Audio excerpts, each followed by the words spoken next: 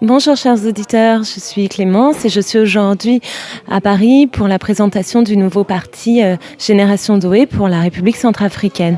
Nous sommes en compagnie de Monsieur Enda qui est, évêque, qui a été évêque en Centrafrique. Monsieur, merci de nous recevoir. Je voulais savoir quel était votre ressenti sur la présentation que nous avons eue. C'est-à-dire quand ils sont venus me voir il y a je ne sais pas combien de temps, presque une année, pour me parler de leur projet, et j'ai trouvé que c'était disons, un beau projet. De savoir que des jeunes, on a assez de ce qui se passe. Et il est de bon temps de pouvoir se réveiller, de secouer un peu le cocotier et de voir un peu l'avenir autrement. Alors, on a essayé, d'après ce qu'ils m'ont dit, de rectifier un peu certaines choses, de leur donner un cap. Et puis, eux, ce sont des techniciens dans différentes matières, dans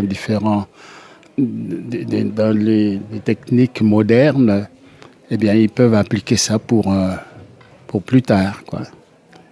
Et il ne faudrait peut-être pas que les politiques actuelles de chez nous pensent que ce sont des gars qui se préparent à venir prendre le pouvoir. Parce que ici, chez nous, c'est la question de prendre le pouvoir qui intéresse les gens. Ce n'est pas tellement le pouvoir, c'est pour pouvoir avoir des activités particulières bien précises et créer un monde nouveau. Ou bien plutôt entrer dans la modernité. Parce que Centrafrique a toujours été considérée comme la Cendrillon des colonies françaises. Et lorsqu'on lit l'histoire de Centrafrique, on était effectivement abandonné comment on les appelait encore, les concessionnaires. On était abandonné aux concessionnaires qui prenaient un petit morceau de Centrafrique ici pour le caoutchouc, un autre morceau pour je ne sais pas trop quoi, pour des éléphants, des défenses d'éléphants, on était découpés. C'est après coup que finalement l'État français, on se comparait avec l'État belge. C'était même pas l'État belge, l'État sur lequel Léopold II avait mis la main, s'est dit, au fond, on pourrait utiliser Brazza, utiliser Gentil, utiliser Marchand pour avoir également la partie droite, le cours droit, oui, de l'Ubangui comme colonie.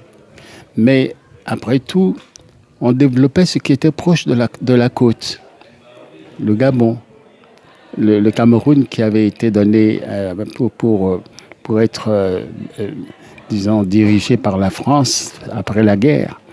Le Gabon, le Congo, et alors plus à l'ouest,